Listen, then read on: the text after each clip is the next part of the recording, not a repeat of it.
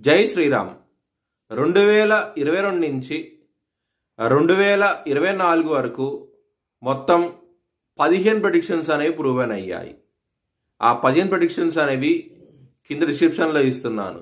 అవి నిజమా కాదా అనుకుంటే కనుక మీరు ఆ డిస్క్రిప్షన్లో ఆ వీడియో లింక్ ఓపెన్ చేసి చూడండి. ఫర్ ఎగ్జాంపుల్ 2024లో మహారాష్ట్ర ఎలక్షన్స్లో బీజేపీ అలయన్స్ వస్తుందని చెప్పడం జరిగింది. అది నిజంగానే జరిగింది. మహారాష్ట్ర ఎలక్షన్స్లో బీజేపీ అలయన్స్ రావడం జరిగింది. ఆ వీడియో నేను డిస్క్రిప్షన్లో ఇచ్చాను. ఇది మీరు చూసుకోండి. నిజమైతేనే నా ఛానల్ సబ్స్క్రైబ్ చేసుకోండి. కుంభరాశికి అధిపతి శని. కుంభరాశిలో ధనిష్ట 3-4 పాదాలు, పూర్వభాద్ర 1-2-3 పాదాలు, శతభిషం 4 పాదాలు ఉంటాయి. ఈ నక్షత్రం వాళ్ళందరికీ నేను చెప్పే వార ఫలితాలు వర్తిస్తాయి. ఈ వారంలో లగ్నంలో శుక్రుడు శని ఉన్నారు. ధనపరంగా ఇంప్రూవ్మెంట్స్ అనేవి చాలా కనబడతాయి. ఈ వారంలో శుక్రుడు ధనానికి కారకుడు, హ్యాపీనెస్కి కారకుడు, అలాగే లగ్జరీ ఐటమ్స్కి కారకుడు.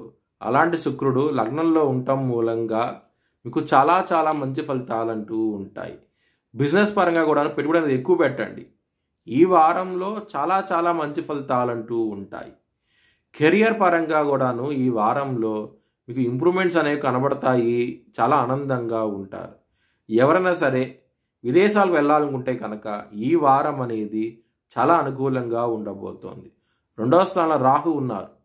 కుటుంబ సభ్యులు ఎక్కువగా ఇబ్బంది పడే అవకాశం ఎక్కువగా ఉన్నది. గొడవలు అయ్యే అవకాశాలు ఎక్కువగా ఉన్నాయి. జాగ్రత్త అంటూ ఎక్కువ తీసుకోండి.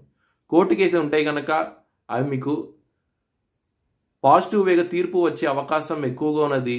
చాలా ఆనందంగా ఉంటారు. లాభస్థానంలో సూర్యుడు ఉన్నారు. దాని మూలంగా ధనం అనేది విపరీతంగా వచ్చే అవకాశం ఎక్కువగా ఉన్నది. ఈ వారంలో ఎక్కడైనా సరే డబ్బు ఇస్తే కనుక అవి మీకు తిరిగి వచ్చే అవకాశాలు చాలా తక్కువగా ఉన్నాయి. కొంచెం జాగ్రత్త అంటూ ఎక్కువ తీసుకోండి. లవర్స్కి ఈ వారం అనేది చాలా అనుకూలంగా ఉండబోతోంది. లవ్ ప్రపోజ్ చేయండి. మిమ్మల్ని యాక్సెప్ట్ చేసే అవకాశాలు చాలా ఎక్కువగా ఉన్నది. ఒకవేళ మీ జన్మ జాతకంలో కనుక దశలు అంతర్దశలు యోగించకుండా ఉంటే కనుక ఇది వర్తించదు. మీ భవిష్యత్ వివరాల కోసమై హెచ్ఎల్ఎన్ జ్యోతిష్యాలయాన్ని సంప్రదించండి.